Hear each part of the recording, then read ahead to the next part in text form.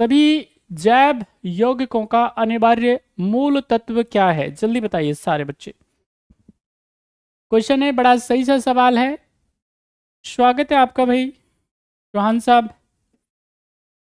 Question आपकी screen पे है, आपको जल्दी से जवाब देना है और फिर जवाब दे करके आगे बढ़ जाना है। क्वेश्चन है, what is the essential basic element of all organic compounds?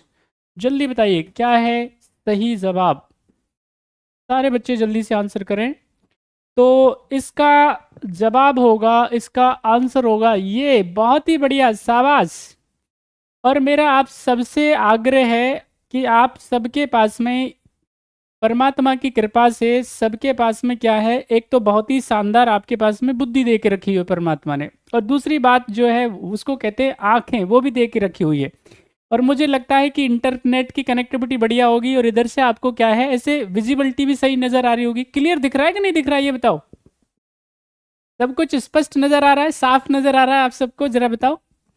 अगर आपको साफ नजर आ रहा है तो कुल मिलाकर के यहाँ पे ना, ये जिनको आंख कहते हैं ना, इनको खोल के रखा करो ना। बड़ी इंपॉर्टेंट बात है ना, ये बंद नहीं होनी चाहिए।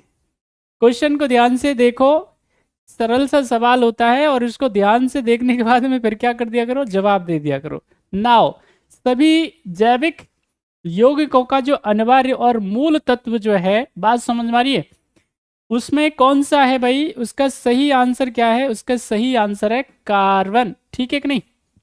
राइट आंसर इसका क्या है? ये बेसिक यूनिट है। ठीक है कि नहीं? ये क्या है? महत्वपूर्ण तत्व है। और इसमें पूरी प्रकृति की बात करेंगे हम, पूरे ब्रह्मांड की बात करेंगे, तो इसमें जितने भी आपको कंपाउंड नजर आ रहे हैं उनमें से सबसे ज्यादा जो संख्या होने वाली है वो किसकी होने वाली है? इसी कार्बन की होने वाली है। सबसे ज्यादा यौगिक इसी के आपको मिलेंगे।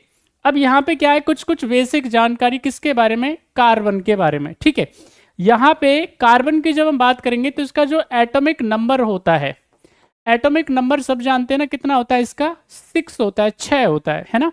यहाँ पे जब हम बात करेंगे कार्बन के इसके वेट के बारे में, तो आप सब बच्चे जानते हैं एटॉमिक वेट जो होता है लगभग लगभग बराबर होता है इसके एटॉमिक नंबर के डबल के। ठीक है कि नहीं? तो 2 से गुना कर दो आप, लगभग क्या होगा इसका? 12 क्या होगा? याद रखना है, इसका एटॉमिक वेट होता है। इसमें कोई समस्या नहीं होनी चाहिए।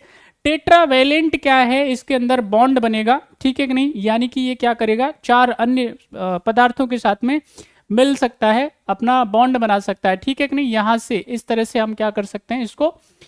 आई होप आपको यहां तक बात समझ में आ रही होगी। हर एक यौगिकों में ये पाया जाता है। अगर मैं बात करूं आपसे अर्थ के क्रस्ट के बारे में, हम लोग अगर अर्थ की क्रस्ट की बात करेंगे तो इसकी जो मात्रा है, कार्बन की जो मात्रा है वो कितनी है? यहाँ पे 0.03% है।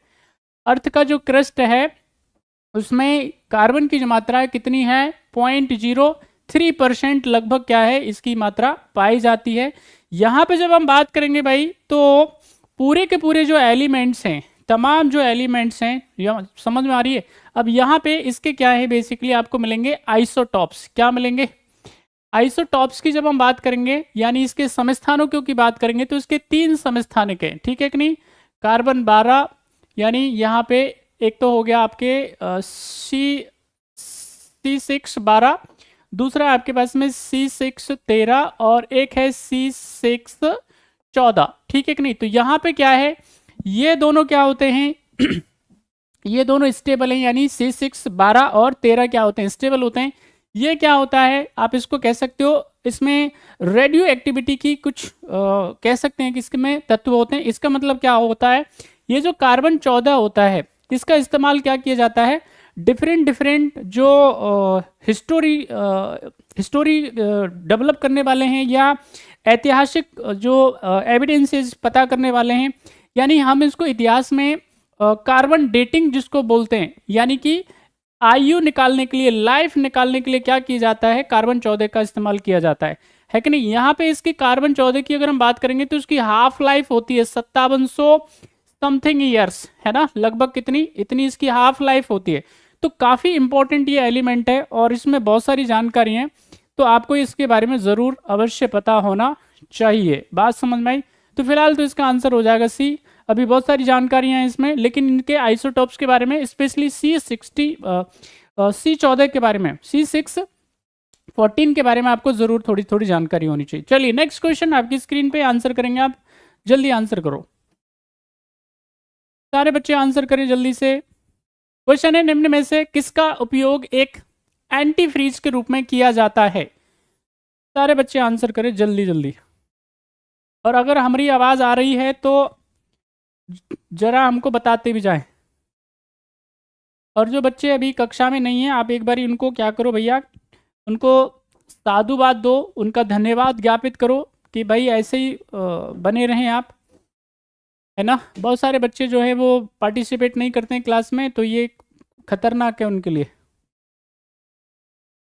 बिना ज्ञान के, बिना नॉलेज के जीवन जो है बिल्कुल ठीक नहीं है। समझ रहे हैं आप सब के सब के नहीं? ज्ञानवान बन के ही आपको क्या है, दुनिया से विदा लेनी चाहिए, जहाँ तक हमारी समझ है।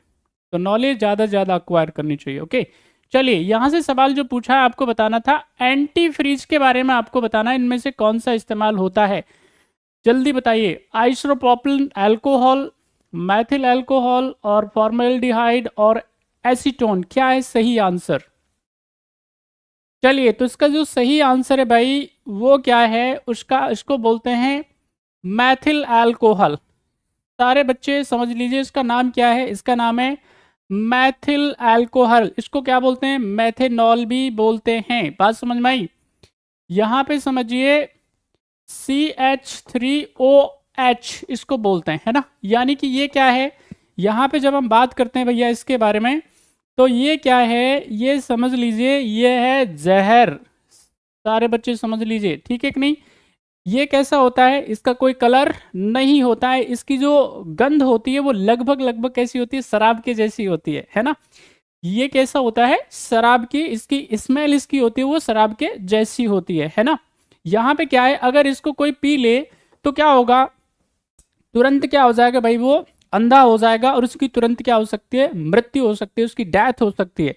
इसका इस्तेमाल किया जाता है किसमें, एंटी फ्रीजर के तौर पे किया जाता है। यानी कि अगर हम बात करेंगे किसके बारे में, जितने भी व्हीकल्स होते हैं, है ना, और व्हीकल्स के उसको क्या बोलते हैं, व्हीकल्स के अंदर वाहनों में इसका इस्तेमाल कहाँ पे किया जाता है, एक टर्म है जो मेरे दिमाग से स्किप हो गया है, हम शायद उसको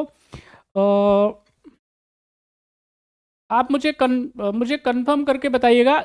एक हम उसको बोलते हैं लाइक आप कहेंगे जैसे इंजन वगैरह होता है ना, उसमें पानी डालते हैं, क्या बोलते हैं यार, मेरे भूल गया उसमें से, जो हम इंजन वगैरह जो होते हैं उसमें पानी जो डालते हैं, तो ये पानी को क्या है ना, तो ये गर्म होने देता है पानी को, साथ ही ये पानी को गर्म नहीं होने देता है, साथ ही साथ में इसको ये जमने भी नहीं देता है, और साथ ही साथ में क्या करता है, उसको वाष्प नहीं बनने देता है। समझ में आई? इसलिए उसको बोलते हैं एंटी फ्रीजर बोलते हैं, है ना। नहीं, कार्बोनेटर या कार्बोरेटर के नाम से जानते हैं, कार्बोरेटर या कुछ ऐसा बोलते हैं। आप मुझे कमेंट करके बताना, मेरे को याद आ जाएगा तो मैं बताऊंगा आपको, है ना। कार्बोरेटर बोलते हैं शायद, तो उसमें इसका क्या है, इस्तेमाल किया जाता है किसके लिए, एंटी फ्रीजर के तौर पे। तो यहाँ पे सही आंसर क्या है, Maithil alcohol is the right answer.